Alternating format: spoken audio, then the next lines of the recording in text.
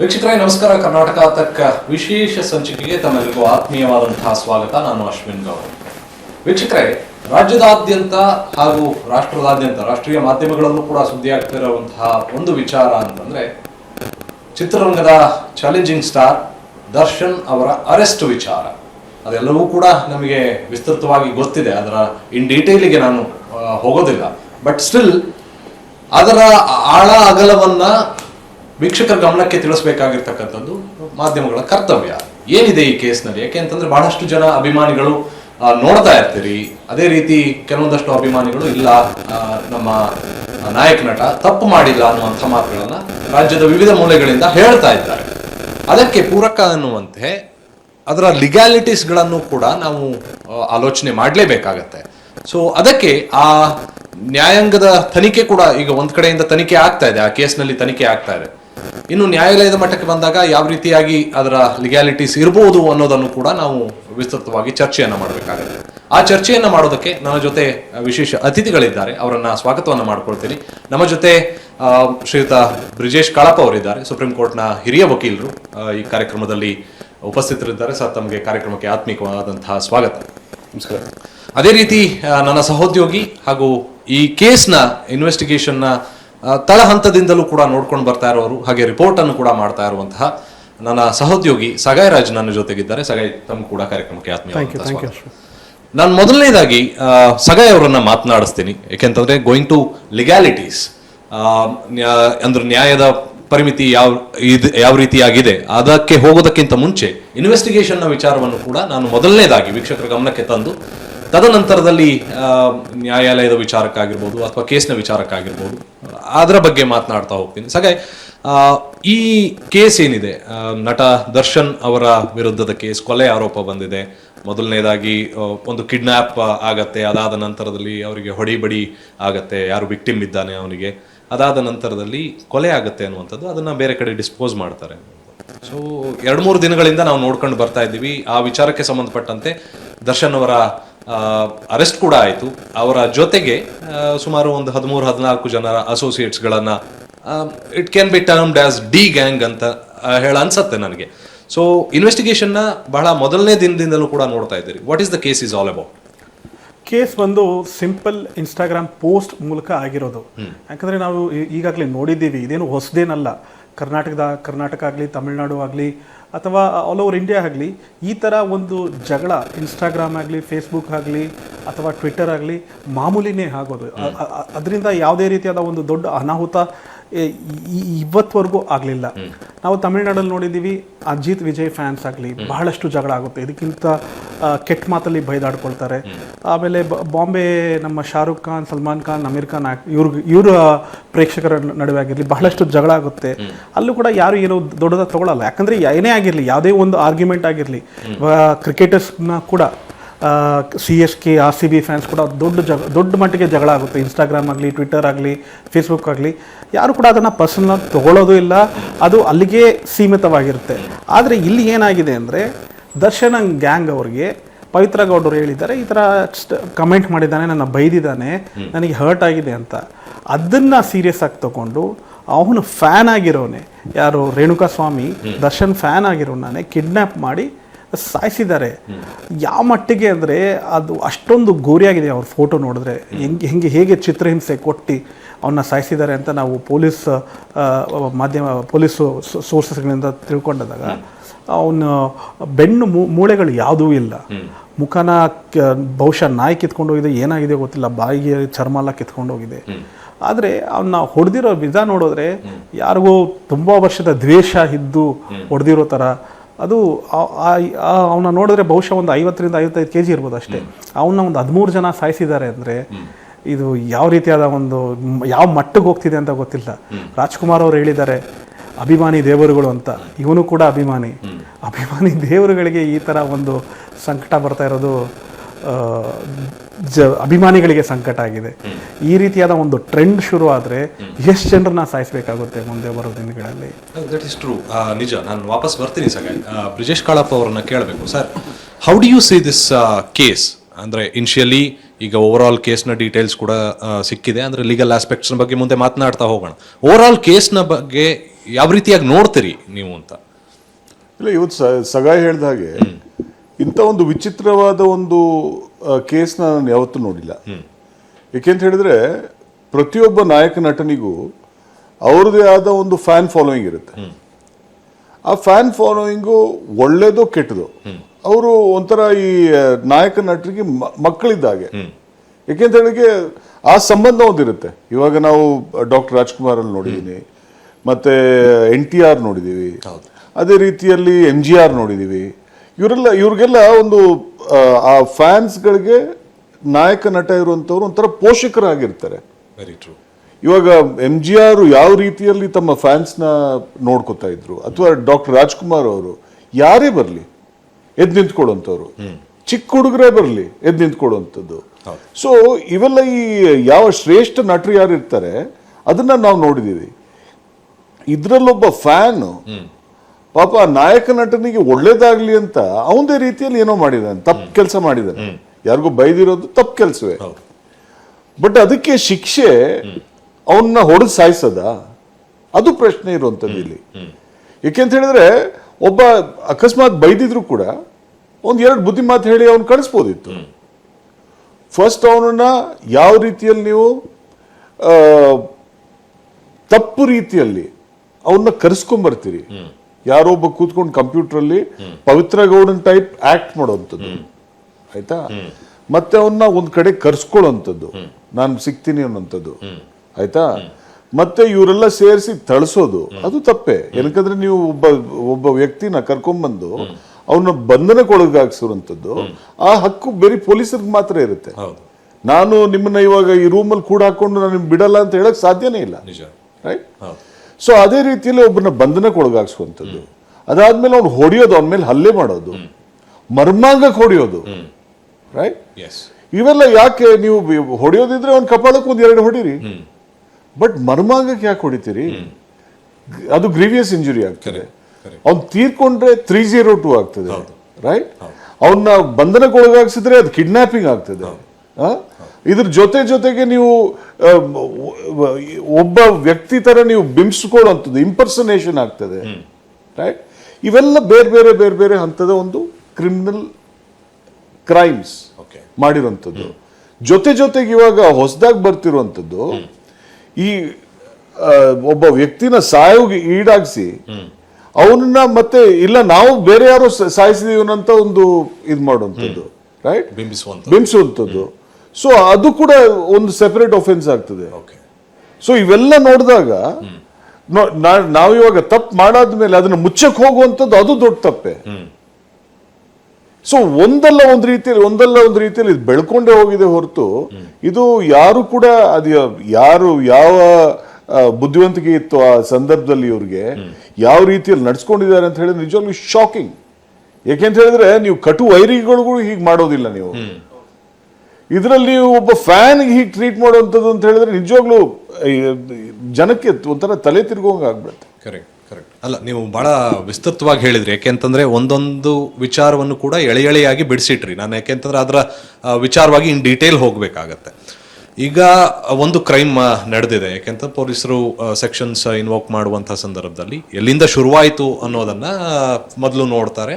So ಅದಕ್ಕೆ ತಕ್ಕಂತೆ ಸೆಕ್ಷನ್ಸ್ಗಳನ್ನು invoke ಮಾಡ್ತಾ ಹೋಗ್ತಾರೆ ಅನ್ನೋದು. ಈಗ ನೀವು ಮಾತನಾಡ್ತಾ ಹೇಳಿದ್ರಿ ಪವಿತ್ರ ಗೌಡ ಅವರ ಹೆಸರಿನಿಂದ ಬೇರೆ ಇನ್ಯಾರೋ ರೇಣುಕಾಸ್ವಾಮಿಗೆ ಜೊತೆ ಮಾತನಾಡಿದ್ದಾರೆ ಅನ್ನೋ ಅದು ಲೀಗಲ್ ಆಸ್ಪೆಕ್ಟ್ಸ್ ಅಲ್ಲಿ ಯಾವ ಕ್ರೈಮಿಗೆ? ಯಾಕೆಂತಂದ್ರೆ ಈಗ ನನ್ನ ಹೆಸರಿನಲ್ಲಿ ನಾನು ಮೆಸೇಜ್ ಮಾಡುವಂಥದ್ದು ಒಂದು, ನನ್ನ ಹೆಸರಿನಲ್ಲಿ ಬೇರೊಬ್ರು ಮೆಸೇಜ್ ಮಾಡುವಂಥದ್ದು, ಅಥವಾ ನನ್ನ ಒಪ್ಪಿಗೆಯಿಂದನೇ ಬೇರೊಬ್ರು ಯಾರ ಹತ್ರನೂ ಮಾತನಾಡ್ತಕ್ಕಂಥದ್ದು, that is also an offence. ಈಗ ಲೀಗಲ್ ವಿಚಾರಕ್ಕೆ ಬರೋದಾಯಿತು ಅಂತಂದ್ರೆ ಅದು ಒಂದು ಕಡೆ. ಅದಾದ ನಂತರದಲ್ಲಿ ಮತ್ತೆ ಇನ್ನೊಬ್ರು ಯಾರೋ ಕರ್ಕೊಂಡು ಬರ್ತಾರೆ. ಸೊ ಅದು that will leads to kidnapping ಒಂದು ಕಡೆ. ಅದಾದಮೇಲೆ ಮತ್ತೆ ಅವರನ್ನು ಬಂಧಿಸಿಡುವಂಥದ್ದು. ನೀವಾಗಲೇ ಲೀಗಲ್ ಸಿಸ್ಟಮ್ನಲ್ಲಿ ಯಾರನ್ನು ಬಂಧಿಸಿಡುವಂತಹ ಹಕ್ಕು ಯಾರಿಗೂ ಇಲ್ಲ ಅಪಾರ್ಟ್ ಫ್ರಮ್ ಪೊಲೀಸ್ ಅನ್ನುವಂಥದ್ದು, ಅದು ಒಂದು ಕಡೆ. ಅದಾದ ನಂತರದಲ್ಲಿ ಗ್ರೀವಿಯಸ್ ಇಂಜುರಿ ಮಾಡುವಂಥದ್ದು, ಹೊಡೆಯುವಂಥದ್ದು, ಬಡಿಯುವಂಥದ್ದು, and then leading to death. So ಇದಿಷ್ಟನ್ನು ಕೂಡ ಲೀಗಲ್ಲಿ ಯಾವ್ಯಾವ ಸೆಕ್ಷನ್ಸ್ಗಳು ಇನ್ವೋಕ್ ಆಗಬಹುದು, ಯಾವ್ಯಾವ ಸೆಕ್ಷನ್ಸ್ಗಳನ್ನು ಪೊಲೀಸರು ಇನ್ವೋಕ್ ಮಾಡಬಹುದು FIR ನಲ್ಲಿ ಅಂತ ನೋಡಿ. ಮೊದಲನೇದಾಗಿ ಫಸ್ಟ್ ಅಂತ ಹೇಳಿದ್ರೆ, ಇವಾಗ ಮೆಸೇಜ್ಗಳು ಬರ್ತವೆ. ಬಂದಿದ ತಕ್ಷಣ ಆ ಅಮ್ಮ ಹೋಗ್ಬಿಟ್ಟು ದರ್ಶನ್ಗೇನೋ ಹೇಳಿರ್ಬೇಕು ಹೀಗೆ ಅಂತ. ಸೊ ಆ ಪ್ಲಾನಿಂಗ್ ಮಾಡ್ತಾರಲ್ಲ, ಅದಕ್ಕೆ ಕಾನ್ಸ್ಪಿರಸಿ ಅಂತ ಹೇಳ್ತಾರೆ. So this is a criminal conspiracy first. ಆಮೇಲೆ 34 ಅಂತ ಹೇಳಿದ್ರೆ ಕಾಮನ್ ಇಂಟೆನ್ಷನ್. ಇವ್ರಿಗೆಲ್ಲ ಒಂದೇ ಇಂಟೆನ್ಷನ್ ಬರುತ್ತೆ, ರೈಟ್? ಎಲ್ಲರೂ ಒಂದೇ ರೀತಿಯಲ್ಲಿ ನಡ್ಕೊಳ್ಳುವಂಥದ್ದು. ಸೊ ಯಾರನ್ನೋ ಕೂರಿಸಿ ಆ ಕಂಪ್ಯೂಟರ್ ಮೇಲೆ ಕೂರಿಸಿ ಅವರು ಅದನ್ನ ಬೈ ಇದು ಮೆಸೇಜ್ ಕಳಿಸುವಂಥದ್ದು, ರೈಟ್? ಅದು ಇಂಪರ್ಸನೇಷನ್ ಬರುತ್ತೆ.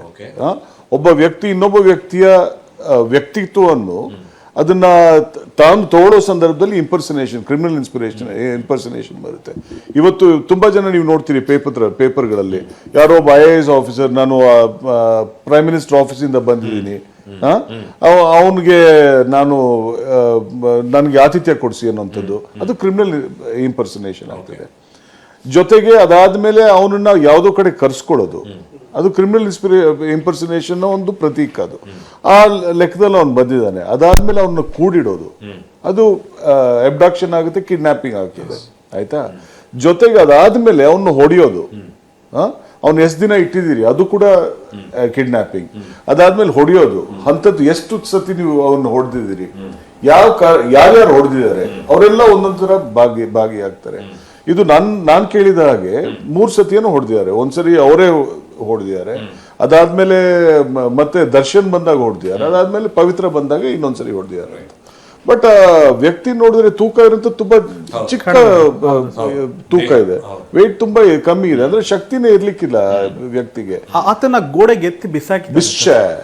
ಸೊ ಇವೆಲ್ಲ ಕೇಳೋ ಸಂದರ್ಭದಲ್ಲಿ ನಿಜವಾಗ್ಲೂ ಇದೇನು ಒಂಥರ ದೆವ್ವ ಬಂದಾಗ ನಡೆಸ್ಕೊಂಡಿದ್ದಾರೆ ಇವರು.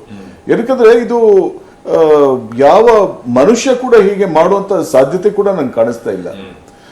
ಅದಾದ್ಮೇಲೆ ಅವ್ನು ಸಾಯಿಸಾದ್ಮೇಲೆ ಎಲ್ಲೋ ಬಿಸಾಡ್ಬಿಡೋದು ಅಂದ್ರೆ ನೀವು ಬಾಡಿ ಪತ್ತೆ ಆಗ್ಬಾರ್ದು ಅನ್ನೋಂತ ಒಂದು ದೃಷ್ಟಿಯಿಂದ ನೀವು ಅದನ್ನ ಮಾಡಿರುವಂತದ್ದು. ಬಾಡಿ ಪತ್ತೆ ಆದ್ಮೇಲೆ ಅದು ಬಾಡಿ ನೀವು ಪತ್ತೆ ಆಗೋದು, ಇದು ಮುಚ್ಚುವಂಥದ್ದು, ಅದು ಒಂದು ಕ್ರೈಮ್ ಆಗ್ತದೆ. ಮುಚ್ಚಿಡೋದು, ಅದು ಬೇರೆ ಕಡೆ ಡಿಸ್ಟ್ರಕ್ಷನ್ ಆಫ್ ಎವಿಡೆನ್ಸ್. ಅದಾದ್ಮೇಲೆ ನೀವು ಯಾವ್ಯಾವ ನೀವು ಆಯುಧಗಳಲ್ಲಿ ಅವ್ನು ಹೊಡೆದಿದ್ದೀರಿ, ಅವೆಲ್ಲ ನೀವು ಬೇರೆ ಬೇರೆ ಇಟ್ಟಿರ್ತೀರಿ, ಅದು ಕೂಡ ಕ್ರೈಮ್ ಆಗ್ತದೆ. ಜೊತೆಗೆ ನೀವು ದುಡ್ಡು ಕೊಟ್ಟು ಬೇರೆ ಯಾರನ್ನೋ ಒಬ್ಬರನ್ನ ಯಾರ್ದೋ ಮೇಲೆ ಕೇಸ್ ಇರುತ್ತೆ, ಅದು ಇದು ಸತತವಾಗಿ ನಿಮ್ಗೆ ಬಹುಶಃ ಒಂಥರ ಆಶ್ಚರ್ಯ ಆಗ್ಬೋದು. ಬಟ್ ನಾನು ಕೇಳಿರೋದ್ರಲ್ಲಿ ಈ ಸ್ವಲ್ಪ ದೊಡ್ಡ ಮನುಷ್ಯರು ಇರ್ತಾರಲ್ಲ, ಅವರು ಆಕ್ಚುಲಿ ಅವ್ರಿಗೆ ಶಿಕ್ಷೆ ಆದ್ರೂ ಕೂಡ, ಅಫ್ಕೋರ್ಸ್ ದರ್ಶನ್ ಅವ್ರಿಗೆ ಮಾಡ್ಲಿಕ್ಕೆ ಸಾಧ್ಯ ಆಗ್ಲಿಕ್ಕಿಲ್ಲ. ಬಟ್ ಇವಾಗ ಯಾರೋ ಒಬ್ಬ ದೊಡ್ಡ ಮನುಷ್ಯ ಇರ್ತಾನೆ, ಅವನು ಯಾವುದೋ ಒಂದು ಅಪರಾಧ ಮಾಡಿರ್ತಾನೆ, ಶಿಕ್ಷೆ ಆಗಿರುತ್ತೆ ಅವನಿಗೆ, ಅವ್ನು ಬೇರೆ ಯಾರನ್ನೋ ಜೈಲು ಕಳಿಸ್ಬಿಡ್ತಾನ ಅವನು. ಅದು ಕೂಡ ಕೇಳಿದೀನಿ. ಇದ್ರಲ್ಲೂ ಕೂಡ ಹಾಗಿದೆ ಸರ್, ಇದ್ರಲ್ಲೂ ಕೂಡ ಇಬ್ಬರನ್ನ ಸರೆಂಡರ್ ಮಾಡಕ್ಕೆ ಕಳಿಸಿರೋದು. ಎಕ್ಸಾಕ್ಟ್ಲಿ ಅದನ್ನೇ ಹೇಳ್ತಿರೋದು. ಸೊ ಅದಕ್ಕೋಸ್ಕರ 2-3 ಹೋಗ್ಬಿಟ್ಟು ಅವರು ಇಲ್ಲ ನಾವೇ ಮಾಡಿದೀವಿ ಅನ್ನೋಂಥದ್ದು. ಅವ್ರು ಆಕ್ಚುಲಿ ಅವ್ರಿಗೆ ಗೊತ್ತೇ ಇಲ್ಲ ಇದು. ಆದ್ರೆ 99% ನನ್ಗಂತ ಅನ್ಕೊಂಡಿರೋದು ಅವ್ರು ಯಾರು ಅಂತ ಗೊತ್ತಿಲ್ಲ. ಬಟ್ ಅವ್ರ ಮೇಲೆ ಯಾವ್ದೋ ಕೇಸ್ ಇರುತ್ತೆ, ಮೊದಲೇ ಯಾವ್ದೋ ಕೇಸ್ ಇರುತ್ತೆ. ಹೇಗಿದ್ರು ಕೂಡ ನಾನು ಜೈಲಲ್ಲಿ ಇರ್ತೀನಿ, ಸೊ ಅದಕ್ಕೋಸ್ಕರ ಇದನ್ನು ಕೂಡ ನಾನು ಮಾಡ್ಕೋತೀನಿ, ಸ್ವಲ್ಪ ಒಂದಷ್ಟು ನಂಗೆ ಒಳ್ಳೇದಾಗುತ್ತೆ ಅಂತ. ಅದು ಮಾಡೋದು ಕೂಡ ಅದು ಅಪರಾಧ ಆಗ್ತದೆ. ಅದು ಆ ವಿಚಾರವನ್ನ ಅಂದ್ರೆ ನೀವು ಸರಿಯಾದ ತಪ್ಪಿತಸ್ಥರನ್ನ ನೀವು ಉಳಿಸ್ಕೊಂಡು ನೀವು ಬೇರೆಯವ್ರನ್ನ ನೀವು ಅಲ್ಲಿ ಜೈಲ್ಗೆ ಹಾಕುವಂಥದ್ದು, ಆ ಪ್ರಕ್ರಿಯೆ ಅದು ಕೂಡ ಒಂದು ಅಪರಾಧ. ಇನ್ವೆಸ್ಟಿಗೇಷನ್ ದಾರಿ ತಪ್ಪೋದು ಇದೆಲ್ಲ, ದಾರಿ ತಪ್ಪಿಸೋದು. ಆಮೇಲೆ ಡಿಸ್ಟ್ರಕ್ಷನ್ ಆಫ್ ಎವಿಡೆನ್ಸ್. ಇನ್ಫ್ಯಾಕ್ಟ್ ಈ ಚಾಪ್ಟರ್ 11 ಅನ್ನುವಂಥದ್ದು IPC ಇದೆ, ಅದು ಸಂಪೂರ್ಣ ಎಲ್ಲವೂ ಇದಕ್ಕೆ ಅನ್ವಯಿಸುತ್ತೆ. ಪ್ರತಿಯೊಂದು ಸೆಕ್ಷನ್ ಕೂಡ ಅನ್ವಯಿಸುತ್ತೆ. ಎಷ್ಟು ಸೀರಿಯಸ್ ಇದೆ ಸರ್ ಈ ತರ ಸೆಕ್ಷನ್ಸ್? ಎಷ್ಟು serious sections? But main is 302 main is 302 murder. ಆ ಸೆಕ್ಷನ್ ಇರೋದ್ರಿಂದ ಬೇರೆದಕ್ಕೆಲ್ಲ ಮಹತ್ವ ಹೆಚ್ಚಾಗುತ್ತೆ. ಯಾಕೆಂದ್ರೆ ನೀವು ಒಬ್ಬನ ಕೂಡಿಟ್ರು ಕೂಡ ಅದನ್ನ ಕಾನೂನು ವ್ಯವಸ್ಥೆ ಅಷ್ಟೊಂದು ಸೀರಿಯಸ್ ಆಗಿ ಪರಿಗಣಿಸಲ್ಲ. ಒಬ್ಬನ ಕೂಡಿಟ್ರು ಕೂಡ ಅವ್ನಿಗೆ ಇಟ್ಟಿರ್ತೀರಾ, ಏನು ಮಾಡಲ್ಲ ಅವನಿಗೆ. ಬಟ್ ಅವನು ಮತ್ತೆ ಹೊಡೆದು ಸಾಯಿಸಿದಾರಲ್ಲ, ಅದರಿಂದ ಎಲ್ಲ ಸೆಕ್ಷನ್ಗಳಿಗೆ ಮಹತ್ವ ಹೆಚ್ಚಾಗುತ್ತೆ. ನಾನು ಸಗಾಯಿ ಒಂದು ಮಾತು ಕೇಳಬೇಕು, ಯಾಕಂತಂದ್ರೆ ನಾನು I have seen you reporting ವರದಿ ಮಾಡುವಂಥ ಸಂದರ್ಭದಲ್ಲಿ ಒಂದು ಪದವನ್ನು ನಾನು ಬಹಳ ಸೂಕ್ಷ್ಮವಾಗಿ ಅಬ್ಸರ್ವ್ ಮಾಡಿದೆ. ಇಲ್ಲಿ ಹತ್ಯೆಯಾದ ನಂತರದಲ್ಲಿ ಯಾರೋ ಒನ್ ಆಫ್ ದ ಅಕ್ಯೂಸ್ಡ್ ಒಬ್ಬ PSIಗೆ ಫೋನ್ ಮಾಡ್ತಾನೆ, ಪೊಲೀಸ್ ಅಧಿಕಾರಿಯೊಬ್ಬರಿಗೆ ಫೋನ್ ಮಾಡ್ತಾನೆ. ಫೋನ್ ಮಾಡಿದ ನಂತರದಲ್ಲಿ ಹಿಂಗಾಗ್ಬಿಟ್ಟಿದೆ, ನನ್ನ ಫ್ರೆಂಡ್ ಯಾರೋ ಒಬ್ಬರಿಗೆ ಹೊಡೆದಿದ್ದಾರೆ, ಅವರು ಪಾಪ ತೀರ್ಕೊಂಡಿದ್ದಾರೆ, ಏನ್ ಮಾಡ್ಬೋದು, ವಾಟ್ ಕ್ಯಾನ್ ಬಿ ಡನ್ ಅಂತ ಹೇಳಿ ಪ್ರಶ್ನೆ ಕೇಳ್ತಾನೆ ಅನ್ನುವಂಥದ್ದು ನಮ್ಗೆ ಇರುವಂತಹ ಸೋರ್ಸಸ್ ನ ಮಾಹಿತಿ ಆಧಾರದ ಮೇಲೆ ರಿಪೋರ್ಟ್ ಮಾಡುವಂತ ಸಂದರ್ಭದಲ್ಲಿ ಬಂದಿದೆ. ಸೊ ಈಗ ಆ ಸಂಪೂರ್ಣ ಚಿತ್ರಣ ಏನಿದೆ ಅಂತ ಹೇಳಿ ವೀಕ್ಷಕರಿಗೆ ಗಮನಕ್ಕೆ ತರೋದಾಯ್ತು ಅಂತಂದ್ರೆ, ಇವಾಗ ಅಕ್ಯೂಸ್ಡ್ ವಿನಯ್ ಇದಾರಲ್ವಾ, ವಿನಯ್ ಅವ್ರಿಗೆ ಯಾರೋ ಒಬ್ರು PSI ಪೊಲೀಸ್ ಸಬ್ ಇನ್ಸ್ಪೆಕ್ಟರು ಗೊತ್ತಿರೋರು ಇದ್ದಾರೆ. ಸೊ ಅವತ್ತು ಅವ್ನು ಸತ್ತೋದಾದ್ಮೇಲೆ ಇಮಿಡಿಯೇಟ್ ಆಗಿ ಅವ್ನು ಏನು ಮಾಡ್ತಾನೆ, ಇಮಿಡಿಯೇಟ್ ಆಗಿ ಒಂದು ವಾಟ್ಸಪ್ ಕಾಲ್ ಮಾಡ್ತಾನೆ ದರ್ಶನ್ಗೆ, ಈ ಥರ ನಾವು ಹೊಡಿತಾ ಇರುವಾಗ ಸತ್ತೋಗ್ಬಿಟ್ಟ ಅವನು, ಏನು ಮಾಡೋದು ಅಂತ, ನೀವು ಏನು ಮಾಡೋದು ಅಂತ ಹೇಳಿ ನಾನು ಎಲ್ಲ ಮಾಡ್ತೀನಿ ಅಂತ ಎಲ್ಲ ವಾಟ್ಸಪ್ ಕಾಲು ವಾಟ್ಸಪ್ ಮೆಸೇಜಸ್ ಎಲ್ಲ ಆಗಿದೆ, ಯಾವುದೂ ರೆಗ್ಯುಲರ್ ಕಾಲ್ಸ್ ಆಗಿಲ್ಲ. ಸೊ ವಿನಯ್ಗೆ ಒಬ್ರು PSI ಗೊತ್ತಿರೋರು ಇದ್ದಾರೆ, ಅವ್ರಿಗೆ ಫೋನ್ ಹಾಕಿದ್ದಾನೆ, ಈ ಥರ ನಮ್ಮ ಫ್ರೆಂಡ್ ಯಾರೋ ಒಬ್ಬರಿಗೆ ಒಬ್ಬರನ್ನ ಸಾಯಿಸ್ಬಿಟ್ಟಿದ್ದಾನೆ, ಇವ್ರಿಗೇನೋ ಫಿನಾನ್ಸ್ ಡಿಸ್ಪ್ಯೂಟ್ ಇತ್ತು, ಅವ್ನು ದುಡ್ಡು ಕೊಡಲಿಲ್ಲ, ಸಾಯಿಸ್ಬಿಟ್ಟಿದ್ದಾನೆ, ಇವಾಗ ಏನು ಮಾಡೋದು ಸರ್ ಅಂತ. ಅವರು ಸಬ್ ಇನ್ಸ್ಪೆಕ್ಟರ್ ಹೇಳಿದ್ದಾರೆ, ಇಮಿಡಿಯೇಟ್ ಆಗಿ ಅವನ್ನ ಸರೆಂಡರ್ ಆಗಕ್ಕೆ ಹೇಳು ಅಂತ ಹೇಳಿದ್ದಾರೆ. ಸೊ ಅವಾಗ ಅವ್ರಿಗೆ ತಲೆಗೆ ಹೋಗಿದೆ, ಏನೇ ಮಾಡಿದ್ರು ಸಿಕ್ಕಾಕೊಳ್ತೀವಿ, ಸೊ ಬೇರೆ ಯಾರಾದರೂ ಸರೆಂಡರ್ ಆಗಿಬಿಟ್ರೆ ಅವರು ಮಾಡಿದ್ದಾರೆ ಅಂತ ಅದರಲ್ಲೇ ಬಹುಶಃ ಕೇಸ್ ಮುಚ್ಚಾಗ್ಬೋದು ಅಂತ ಒಂದು ಪ್ಲಾನ್ ಅಲ್ಲಿ ಮಾಡಿದ್ದಾರೆ. ಸೊ ಅದಕ್ಕೋಸ್ಕರ ಏನು ಮಾಡಿದ್ದಾರೆ, ಇವರು 30 ಲಕ್ಷ ರೆಡಿ ಮಾಡಿದ್ದಾರೆ, ದುಡ್ಡು 30 ಲಕ್ಷ ರೆಡಿ ಮಾಡಿ ಬಾಡಿನ ಡಿಸ್ಪೋಸ್ ಮಾಡಿ ಇಬ್ಬರನ್ನ ಕರ್ಕೊಂಡು ಬರ್ತಾರೆ, ಕಾರ್ತಿಕ್ ಅಂಡ್ ಟೀಮ್ ಅವ್ರನ್ನ ಕರ್ಕೊಂಡು ಬಂದು ಹೆಲ್ಪ್ ಮಾಡೋಕ್ಕೆ ಹೇಳ್ತಾರೆ. ಅವ್ರಿಗೆ ದುಡ್ಡು ತೋರಿಸಿದ್ದೆ, ಅವ್ರು ಓಕೆ ನಾವು ಮಾಡ್ತೀವಿ ಅಂತ ಒಪ್ಕೊಂಡು ಬಾಡಿನ ಡಿಸ್ಪೋಸ್ ಮಾಡ್ತಾರೆ. ಸೊ ಪೊಲೀಸ್ ಅವ್ರು ಏನು ಮಾಡ್ತಾರೆ, ಅವ್ರ ಮೊಬೈಲ್ನ ತಗೊಂಡು ಅವ್ರ ಮೊಬೈಲಲ್ಲಿ ಕಾಲ್ ಡೀಟೇಲ್ಸ್ ನೋಡಿದ್ದಾರೆ. ಆವಾಗ ನೋಡಿದಾಗ ದರ್ಶನ್ ಅವರು ಅಸೋಸಿಯೇಟ್ಸ್ ದರ್ಶನ್ ಇವ್ರಿಗೆಲ್ಲ ಕಾಲ್ ಹೋಗಿದೆ. ಆವಾಗ ಅವ್ರನ್ನ ರಿಮ್ಯಾಂಡ್ ಮಾಡಿದಾಗ ಅವ್ರು ಅವಾಗ ಒಪ್ಕೊಂಡಿದ್ದಾರೆ, ಹೌದು ದರ್ಶನ್ ಅವರೇ ಹೇಳಿದ್ದು, ನಾವು ಅದಕ್ಕೋಸ್ಕರನೇ ಮಾಡಿರೋದು, ಅವ್ರ ಹೆಸರು ಅತ್ತಿಗೆ ಹೆಸರು ಹೊರಗಡೆ ಬರಬಾರ್ದು ಅಂತ ಹೇಳಿದ್ದಾರೆ. ಅವಾಗ ಪೊಲೀಸ್ ಅವ್ರು ಏನ್ ಮಾಡಿದ್ದಾರೆ, ಇನ್ವೆಸ್ಟಿಗೇಟ್ ಮಾಡಿದಾಗ ಪೊಲೀಸ್ ಸಬ್ ಇನ್ಸ್ಪೆಕ್ಟರ್ನ ಈ ಕೇಸ್ಗೆ ವಿಟ್ನೆಸ್ ಆಗಿ ತಗೊಂಡಿದ್ದಾರೆ. ಬಟ್ ಅಂದ್ರೆ ಬೇರೆ ಬೇರೆ ಮಾಧ್ಯಮಗಳ ವರದಿಯ ಪ್ರಕಾರ ಆ PSI ಫಸ್ಟ್ ಡಿಸ್ಪೋಸ್ ಮಾಡ್ಬಿಡಿ ಆಮೇಲೆ ಬಂದು ಸರೆಂಡರ್ ಆಗಿ ಅಂತ ಅನ್ಕೊಂಡು ಏನೋ ಹೇಳಿದ್ದಾರೆ ಅನ್ನುವಂಥದ್ದು ಕೆಲವೊಂದು ಮಾಧ್ಯಮಗಳಲ್ಲಿ ಬರ್ತಾ ಇದೆ. ಅದು ನಿಜಾನ ಸುಳ್ಳ? ಇಲ್ಲ, that is subject to investigation. ಆದ್ರೆ they have taken police sub ಇನ್ಸ್ಪೆಕ್ಟರ್ನ ವಿಟ್ನೆಸ್ ಆಗಿ ತಗೊಂಡಿದ್ದಾರೆ. ಸೊ ಇವಾಗ ಸಬ್ ಇನ್ಸ್ಪೆಕ್ಟರ್ ಹೇಳ್ಬೇಕಾಗಿತ್ತು, ಅವ್ರು ಏನಾದ್ರು ಡಿಸ್ಪೋಸ್ ಮಾಡಕ್ಕೆ ಹೇಳಿದ್ರ, ಇಲ್ಲ ಇವನ್ ಆಲ್ರೆಡಿ ಡಿಸ್ಪೋಸ್ ಮಾಡಿದೀವಿ ಸರ್, ಇವಾಗ ಏನ್ ಮಾಡೋದು, ನಾವೇನೇ ಸಿಕ್ಕಾಕೊಳ್ತೀವಿ ಅಂತ ಹೇಳ್ತಾರೆ. So this all subject investigation. ಯಾಕಂದ್ರೆ ಎಲ್ಲಾ ರೀತಿಯಾದ ಥಿಯರಿ ಬರುತ್ತೆ, ಆದ್ರೆ ಅವ್ನು ಫೋನ್ ಮಾಡಿ ಅವರ ಸಹಾಯ ಅವ್ರ ಹತ್ರ ಹೆಂಗ್ ಮಾಡೋದು ಅಂತ ಕೇಳಿರೋದು ನಿಜ, ಐಡಿಯಾ ಕೇಳಿರೋದು ನಿಜ. ಸೊ ನನಗೆ ಬ್ರಿಜೇಶ್ ಕಳಪ್ಪ ಸರ್ ಹತ್ರ ಒಂದು ಡೌಟ್ ಏನಿದೆ ಅಂದ್ರೆ, ಸರ್ ಇವಾಗ CDR ಕಾಲ್ ಡೀಟೇಲ್ಸ್ ರೆಕಾರ್ಡ್ಸ್ ಇದೆ, ಸರ್ಕಮ್ಸ್ಟಾನ್ಷಿಯಲ್ ಎವಿಡೆನ್ಸ್ ಇದೆ, CCTV ಫೂಟೇಜ್ ಇದೆ, ಅವ್ರ ಸ್ಟೇಟ್ಮೆಂಟ್ಸು ರೆಕಾರ್ಡೆಡ್ ಅಂಡರ್ CRPC 161 ಸ್ಟೇಷನಲ್ಲೇ. ಸರ್ ಇದು ಎಷ್ಟು ಮಹತ್ವವಾಗಿರುತ್ತೆ ಸರ್ ಕೋರ್ಟಲ್ಲಿ? ಇಲ್ಲ, ಕೋರ್ಟಲ್ಲಿ 164 ಸ್ಟೇಟ್ಮೆಂಟ್ ಇದ್ರೆ ಮಾತ್ರ ಅದಕ್ಕೆ ಮಹತ್ವ. 161 ಅಲ್ಲಾಗಿದೆ ಸರ್ ಇದರಲ್ಲಿ. 161 ಸ್ಟೇಟ್ಮೆಂಟ್ಸ್ಗೂ ಸ್ವಲ್ಪ ಒಂದಷ್ಟು ವ್ಯಾಲ್ಯೂ ಇರುತ್ತೆ, but 164 statement before the magistrate has some special value. But ಇದಕ್ಕೆ 161 ಸ್ಟೇಟ್ಮೆಂಟ್ ಆಫ್ ಕೋರ್ಸ್ CRPC ನೀವು ನೋಡೋ ಸಂದರ್ಭದಲ್ಲಿ ಅದಕ್ಕೆ ವ್ಯಾಲ್ಯೂ ಇದ್ದೇ ಇರುತ್ತೆ.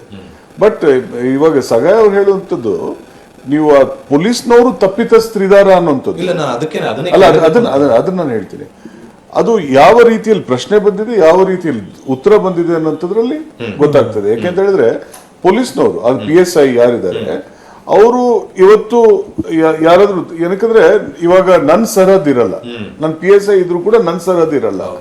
ನನಗೆ ನನ್ನ ಸರಹದ್ದಲ್ಲಿ ಏನಾದ್ರು ತಪ್ಪು ನಡೆದಿದ್ರೆ, ಅದರಲ್ಲಿ ನಾನೇನಾದ್ರು ತಪ್ಪು ಇದು ಕೊಟ್ಟಿದ್ರೆ, ಅವ್ರಿಗೆ ಅಡ್ವೈಸ್ ಕೊಟ್ಟಿದ್ರೆ ಅದು ಸರಿ ಇದಾಗ್ತದೆ. ಬಟ್ ಇವಾಗ ಏನಾಗ್ತದೆ, PSI ಕೂಡ ಒಬ್ಬ ವ್ಯಕ್ತಿನೇ, ಅವನಿಗೆ ಸಹಪಾಠಿಗಳಿರ್ತಾರೆ, ಫ್ರೆಂಡ್ಸ್ ಇರ್ತಾರೆ, ಬೇರೆ ಬೇರೆ ತರ ಸಂಬಂಧ ಇರುತ್ತೆ.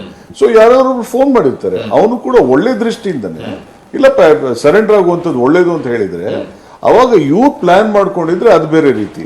ಬಟ್ ಈ PSI ಇದ್ದು ಇಲ್ಲ, ಅವ್ರಿಗೆ ಗೊತ್ತಿದ್ದು ದರ್ಶನ್ ಮಾಡಿಸಿದ್ದಾರೆ, ಬಟ್ ಇದನ್ನ ಕಾನೂನನ್ನ ತಪ್ಪುದಾರಿಗೆ ಎಳೆಯೋದಕ್ಕೆ ಅವ್ರೇನಾದ್ರು ಹೀಗೆ ಸಲಹೆ ಕೊಟ್ಟಿದ್ರೆ ಖಂಡಿತವಾಗ್ಲೂ ಅವರು ಕೂಡ ಆರೋಪಿ ಆಗ್ತಾರೆ. ಸರ್ ಬಹಳಷ್ಟು ಇನ್ಫ್ಲೂಯೆನ್ಸ್ ಇದೆ, ಈಗ ಇವರಿಗೆ ಬಹಳಷ್ಟು ಕಾಂಟ್ಯಾಕ್ಟ್ಸ್ ಇದೆ. ಆಲ್ರೆಡಿ ನಮ್ಮ ಸೂತ್ರ ಪ್ರಕಾರ ಒಬ್ಬಿಬ್ಬರು ಇನ್ಸ್ಪೆಕ್ಟರ್ ಮುಂದೆ ಬಂದಿದ್ದಾರೆ. ಅದಿದ್ರೂ ಕೂಡ police have gone ahead and done such a good job sir ಈ ಕೇಸಲ್ಲಿ. ಇದುವರೆಗೂ ನೀವು ಯಾವುದೇ ಕೇಸ್ ತಗೊಂಡ್ರು ಕೂಡ ಚಾರ್ಜ್ ಶೀಟ್ ಫೈಲ್ ಮಾಡಿದಾಗ ಚಾರ್ಜ್ ಶೀಟಲ್ಲಿ ಏನು ಮೆನ್ಷನ್ ಮಾಡಿರ್ತಾರೆ, ಏನೇನಾಗಿದೆ, ಅದರಲ್ಲೇ ಈ ಕೇಸದ ಮಹತ್ವ ಹೋಗುತ್ತೆ ಸರ್. ನಿಮ್ಮ ಅಡ್ವೈಸ್ ಏನಿದೆ ಸರ್ ಇನ್ವೆಸ್ಟಿಗೇಟಿಂಗ್ ಆಫೀಸರ್ಗೆ? ಯಾವ ರೀತಿಯಾದ ಒಂದು ಚಾರ್ಜ್ ಶೀಟ್ ಫೈಲ್ ಮಾಡಬೇಕು ಇಂಥ ಒಂದು ಕ್ರೂರ ಕೇಸ್ನಲ್ಲಿ? They should not get away easily ಅಲ್ವಾ? ಅದಕ್ಕೆ ಯಾವ ರೀತಿಯಾದ ಚಾರ್ಜ್ ಶೀಟ್ ಫೈಲ್ ಮಾಡಬೇಕು, ಎಲ್ಲ ಡೀಟೇಲ್ಸ್ ಇನ್ಕ್ಲೂಡ್ ಮಾಡ್ಬೇಕಂತ ನಿಮ್ಮ ಅಡ್ವೈಸ್? ಬಟ್ ಅದರ ಜೊತೆಗೆ ಇನ್ನೊಂದು ವಿಚಾರ, ನಾನು ಅವ್ರು ಕೇಳಿದಕ್ಕೆ ಒಂದು ವಿಚಾರ ತುಂಬಾ ಮುಖ್ಯವಾದ ವಿಚಾರ. ಏಕೆಂತ ಹೇಳಿದ್ರೆ ಇವಾಗ ನಾವು ಯಾವ ಒಂದು ಸನ್ನಿವೇಶದಲ್ಲಿ ಇದೀವಿ ಅಂತ ಹೇಳಿದ್ರೆ, ಪ್ರತಿಯೊಬ್ಬ ಆಫೀಸರ್ ಕೂಡ ಅಲ್ಲಿ ದುಡ್ಡು ಹಾಕ್ಸ್ಕೊಂಡೇ ಬಂದಿರುವಂಥದ್ದು. ಹೌದು, ಸ್ಟೇಷನ್ಗಳಿಗೆ ದುಡ್ಡು ಹಾಕ್ಸ್ಕೊಂಡೇ ಬಂದಿರುವಂಥದ್ದು ಪ್ರತಿಯೊಬ್ಬ officer. It's open secret. It's an open secret. But ಅದರಲ್ಲೂ ಕೂಡ ಈ ರಾಜ್ಯದ ಗೌರವ ಉಳಿಸ್ಕೋಬೇಕು, ಪೊಲೀಸ್ನವರು ಗೌರವ ಉಳಿಸ್ಕೋಬೇಕು ಅನ್ನೋಂಥವ್ರು ಇದ್ದಾರೆ ಆಫೀಸರ್ಸ್. ಯಾಕೆಂತ ಹೇಳಿದ್ರೆ ಇವತ್ತು ಪರಿಸ್ಥಿತಿ ನಿಜವಾಗ್ಲೂ ಹದಗೆಟ್ಟು ಹೋಗ್ಬಿಟ್ಟಿದೆ. ಮೊದಲಿನ ಪರಿಸ್ಥಿತಿ ಏನಿತ್ತು, ಇವಾಗ ನಮ್ಮ ಮೇಲ್ ವಿಚಾರಕ್ಕೆ ಯಾರಿರ್ತಾರೆ ಆಫೀಸರ್ಗಳು, ಅವರ ವಿಚಾರದಲ್ಲಿ ನಮ್ಗೆ ತುಂಬಾ ಕಾಳಜಿ ಬೇಕು, ತುಂಬಾ ರೆಸ್ಪೆಕ್ಟ್ ಇರಬೇಕು. ಬಟ್ ಇವಾಗ ಅವ್ರ ಬಗ್ಗೆ ನೀವು ಏನು ರೆಸ್ಪೆಕ್ಟ್ ತೋರಿಸೋ ಅವಶ್ಯಕತೆನೇ ಇಲ್ಲ. ಯಾಕಂದ್ರೆ ನಿಮ್ ಪೋಸ್ಟ್ ಮಾಡಿರುವಂತ MLA ಮಾಡಿರ್ತಾರೆ ಅಥವಾ ಮಂತ್ರಿ ಮಾಡಿರ್ತಾರೆ. ಯಾಕಂದ್ರೆ ಈ ಮೇಲ್ವಿಚಾರಕ್ಕೆ ಯಾರಿದ್ದಾರೆ, ಇವಾಗ ಇನ್ಸ್ಪೆಕ್ಟರ್ ಇದ್ರೆ ಅವ್ನು ACP ಮಾತು ಕೇಳಲೇಬೇಕಾಗುತ್ತೆ ಅಥವಾ DCP ಮಾತು ಕೇಳಲೇಬೇಕಾಗುತ್ತೆ. ಬಟ್ ಇವಾಗ ಪೋಸ್ಟಿಂಗ್ DCP ACP ಮಾಡಲ್ವೇ? ಇವಾಗ ಮಾಡುವಂಥದ್ದು ಯಾವುದೋ MLA ಮಾಡಿರ್ತಾರೆ. ಸೊ ಆ MLA ಮಾತ್ರ ನೀವು ಕೇಳಬೇಕಾಗುತ್ತೆ. ಆ ಪರಿಸ್ಥಿತಿಲಿ ಇದೀವಿ ಇವಾಗ. ಬಟ್ ಏನೇ ಇರಲಿ, ಪರಿಸ್ಥಿತಿ ಏನೇ ಇರಲಿ, ಇವತ್ತು ಆ ಪೊಲೀಸ್ನವರು ಸರಿಯಾದ ಒಂದು ಕೆಲಸ ಕ್ರಮ ಮಾಡಲಿಲ್ಲ ಅಂತ ಹೇಳಿದ್ರೆ ನಿಜವಾಗ್ಲೂ ಇದು ರಾಜ್ಯಕ್ಕೆ ಒಂದು ದೊಡ್ಡ ಒಂದು ಕಳಂಕ ಬಂದ ಹಾಗಾಗ್ತದೆ, ದೊಡ್ಡ ಕಳಂಕ ಬಂದ ಹಾಗಾಗ್ತದೆ. ಇದನ್ನ ನೀವು ಎಷ್ಟೇ ವರ್ಷ ಹೋದ್ರೂ ಕೂಡ ಇದನ್ನ ನೀವು ಅಳಿಸೋಕ್ಕಾಗಲ್ಲ. ಯಾಕೆಂತ ಹೇಳಿದ್ರೆ ನಿನ್ನೆ ನಾನು ಯಾವುದೋ ಟಿವಿದಲ್ಲಿದ್ದೆ, ಭಾಸ್ಕರ್ ರಾವ್ ಅವರು, ಕಮಿಷನರ್ ಆಫ್ ಪೊಲೀಸ್, ಅವರು ಒಂದು ಮಾತು ಹೇಳ್ತಾರೆ, ಇಲ್ಲ ಬಿಡಿ ಇವರೆಲ್ಲ ತಪ್ಪಿಸ್ಕೊಂಡು ಹೋಗ್ಬಿಡ್ತಾರೆ. ಒಬ್ಬ ಕಮಿಷನರ್ ಆಫ್ ಪೊಲೀಸ್ ಆಗಿದ್ದಂಥವ್ರು ಬೆಂಗಳೂರಿಗೆ ಅವ್ರು ಈ ಮಾತು ಹೇಳ್ಬೇಕು ಅಂತ ಹೇಳಿದ್ರೆ ರಾಜ್ಯದ ಪರಿಸ್ಥಿತಿ ಎಷ್ಟು ಹದಗೆಟ್ಟು ಹೋಗ್ಬಿಟ್ಟಿದೆ ಅಂತ ನಾವು ತಿಳ್ಕೊಬೇಕಂದ್ರೆ ಯಾರಿಗೂ ನ್ಯಾಯ ಸಿಗುವಂತ ದೂರಕ್ಕೂ ಇಲ್ಲ ಅಂತ ಕಾಣಿಸ್ತಾ ಇದೆ. ಸೊ ಅದಕ್ಕೋಸ್ಕರ ಈ ಕೇಸಲ್ಲಾದ್ರೂ at least as an example ಒಂದ್ ಸೆಟ್ ಮಾಡ್ಲಿ ಅನ್ನೋಂಥದ್ದು ನಮ್ಮ ನಿಜವಾಗ್ಲೂ ಪ್ರತಿಯೊಬ್ಬ ನಾಗರಿಕರದು, ಪ್ರತಿಯೊಬ್ಬ ರಾಜ್ಯದ ಒಬ್ಬ ಮನುಷ್ಯರಿಗೂ ಇದೇನೆ ಅನ್ಸುತ್ತೆ. ಇಲ್ಲ, ಯಾಕೆಂತಂದ್ರೆ ದರ್ಶನ್ ಫ್ಯಾನ್ಸ್ ಅಲ್ಲಿ ಒಂದಷ್ಟು ಜನ ಗೊಂದಲ ಇದೆ. ಯಾಕೆಂತಂದ್ರೆ ಹಲವಾರು ಮಾಧ್ಯಮಗಳಲ್ಲಿ ಅವರ ಫ್ಯಾನ್ಸ್ ಗಳು ಮಾತಾಡುವಾಗ ನಮ್ಮ ಅಣ್ಣ ಏನು ಮಾಡಿಲ್ಲ, ಎಲ್ಲ ಅವ್ರದ್ದು ಏನು ಸಮಸ್ಯೆ ಇಲ್ಲ, ಅವರು he is not intelligent in this murder ಅಂತೆಲ್ಲ ಮಾತುಗಳನ್ನ ಆಡ್ತಾರೆ. ಬಟ್ ಒಂದು ಕ್ಲಾರಿಟಿ ನಿಮ್ಮ ಮುಖಾಂತರವಾಗಿ ಅವರ ಫ್ಯಾನ್ಸಿಗೆ ಹೋಗ್ಬೇಕು ಅಂತ ಹೇಳಿ ನನ್ನ ಇಚ್ಛೆ ಇರುವಂಥದ್ದು. ವಿತೌಟ್ ಎನಿ ಪ್ರಾಪರ್ ಎವಿಡೆನ್ಸ್, ಯಾವುದೇ ಆಧಾರವಿಲ್ಲದೆ ಪೊಲೀಸರು ಯಾರನ್ನು ಕೂಡ ಅರೆಸ್ಟ್ ಮಾಡೋದಿಲ್ಲ. There should be some evidence. ಅದು ಇಂಥ ದೊಡ್ಡ ವ್ಯಕ್ತಿ ಅದು ಮಾಡಕ್ ಸಾಧ್ಯನೇ ಇಲ್ಲ. ಎವಿಡೆನ್ಸ್ ಅಂತೂ ಖಂಡಿತವಾಗ್ಲೂ ಇದೆ ಒಂದು. ಎರಡನೇದು, ನೀವು ನೀವು ಫ್ಯಾನ್ಸಿ ಆಗಿರಿ ಆಯ್ತಾ, ಬಟ್ ನಿಮ್ಮ ಯಾವ ನಾಯಕ ನಟ ಯಾರಿರ್ತೀನಿ ಅವ್ರಿಗಿಂತ ಹೆಚ್ಚು ನಮ್ಮ ರಾಜ್ಯ, ಅದಕ್ಕಿಂತ ಹೆಚ್ಚು ನಮ್ಮ ದೇಶ, ಅದು ಕಾನೂನು ವ್ಯವಸ್ಥೆ. ಅದಿಲ್ಲ ಅಂತ ಹೇಳಿದ್ರೆ ಎಲ್ಲ ಹೊಟ್ಟೋಯ್ತು. ಸೊ ಅದಕ್ಕೋಸ್ಕರ ಇವತ್ತು ನಾನು ಇವ್ರ ಪರ ಅವ್ರ ಪರ ಅಂತ ಮಾಡೋದನ್ನ ದಯವಿಟ್ಟು ಎಲ್ಲರೂ ನಿಲ್ಲಿಸ್ಬೇಕು. ಇವತ್ತು ಕಾನೂನನ್ನ ಎತ್ತಿ ಹಿಡಿಯುವಂತ ಒಂದು ಕೆಲಸ ನಡಿಬೇಕಾಗಿದೆ. ಬಟ್ ಅದೇ ಈಗ ಮತ್ತೊಮ್ಮೆ ನಾನು ಅವರ ಫ್ಯಾನ್ಸಿನ ಗಮನಕ್ಕೆ ತರಬೇಕಾಗಿರ್ತಕ್ಕಂಥದ್ದು, ವಿತೌಟ್ ಎನಿ ಪ್ರಾಪರ್ ಎವಿಡೆನ್ಸ್, ಯಾವುದೇ ಅಧಿಕೃತ ಆಧಾರಗಳಿಲ್ಲದೆ ಯಾರನ್ನು ಕೂಡ ಅರೆಸ್ಟ್ ಮಾಡೋದಿಲ್ಲ ಅನ್ನೋದು ಒಂದು ಖಾಯಂ. ಖಂಡಿತವಾಗಿ 100% ಆಧಾರ ಇದೆ, ಹಾಗಾಗಿ ದರ್ಶನ್ ಅವರನ್ನ ಅರೆಸ್ಟ್ ಮಾಡಲಾಗಿದೆ. ಸರ್, ನನ್ನ ಕ್ವಶನ್ ಏನು, ಅದು ರೆಸ್ಪಾನ್ಸ್ ಬೇಕಾಗಿತ್ತು ನಿಮ್ಮ ಹತ್ರ. How important is charge sheet? ಎಷ್ಟು ಮಹತ್ವ ಇರುತ್ತೆ ಸರ್ ತುಂಬಾ ಕೇಸಲ್ಲಿ ಚಾರ್ಜ್ ಶೀಟ್ ಅಲ್ಲಿ? ಚಾರ್ಜ್ ಶೀಟ್ ಇಸ್ ನಿಮ್ಮ ಆರೋಪ ಪಟ್ಟಿ ಯಾವ್ದು ಇದೆಯಲ್ಲ, ಅದ್ರ ಮೂಲಕನೇ ಒಬ್ಬ ವ್ಯಕ್ತಿಗೆ ನಾಳೆ ಸಜೆ ಆಗುತ್ತೆ, ಇಲ್ಲಾಂದ್ರೆ ಅವರು ಬಿಡುಗಡೆ ಆಗ್ತಾರೆ. ಇಂಥ ಕೇಸಲ್ಲಿ ಅಂದ್ರೆ ಎಲ್ಲರೂ ಇಡೀ ರಾಜ್ಯದಲ್ಲಿ 6 ಕೋಟಿ ಜನ ಇದ್ರೆ 6 ಕೋಟಿ ಜನಕ್ಕೂ ಈ ಕೇಸ್ ಏನು ಅಂತ ಗೊತ್ತಿದೆ ಆಯ್ತಾ. ಇಂಥ ಕೇಸಲ್ಲಿ ಓಪನ್ ಅಂಡ್ ಶಟ್ ಅಂತ ಹೇಳ್ತೀನಿ. ಇಂಥ ಓಪನ್ ಅಂಡ್ ಶಟ್ ಕೇಸಲ್ಲಿ ಯಾರಿಗಾರೆ ನೀವು ಬಿಡುಗಡೆ ಆಗ್ಬಿಟ್ಟು ಹೊಟ್ಟೋಗ್ಬಿಟ್ರೆ ನಿಜವಾಗ್ಲೂ it sends a very wrong signal. ಈ ಕೇಸ್ ಆಗ್ಲಿ ಅಥವಾ ಪ್ರಜ್ವಲ್ ರೇವಣ್ಣ ಕೇಸ್ ಆಗ್ಲಿ, ಇಂಥ ಕೇಸ್ಗಳಲ್ಲಿ ನಿಜವಾಗ್ಲೂ ನೀವು ಈ ಕಾನೂನು ವ್ಯವಸ್ಥೆಯನ್ನು ಎತ್ತಿಡಿಯುವಂತ ಕೆಲಸ ನಡಿಬೇಕು ಹೊರತು ಇದನ್ನ ಅಲ್ಗಾಡಿಸಬಾರ್ದು. ಏನಕ್ಕಂದ್ರೆ ಪಕ್ಕದ ರಾಜ್ಯದಲ್ಲಿ ಜಯಲಲಿತಾ ಅವ್ರಿಗೆ ಲಾಸ್ಟ್ ಅಲ್ಲಿ ಸಜೆ ಆಗುತ್ತೆ ಸಾಯೋ ಸಂದರ್ಭದಲ್ಲಿ. ಸೊ ಇದು ಈ ಕಾನೂನಿನ ಒಂದು ಶಕ್ತಿಯನ್ನು ನೀವು ಜನಕ್ಕೆ ತೋರಿಸ್ಬೇಕಾಗುತ್ತೆ. ನಿಜ. ಅದಕ್ಕೆ ಅಂತ ಹೇಳಿದ್ರೆ ಇಂಗ್ಲಿಷ್ ಅಲ್ಲಿ ಒಂದು ಮಾತಿದೆ, be you ever so high the law is above you ಅಂತ. ಹೌದು ಸರ್.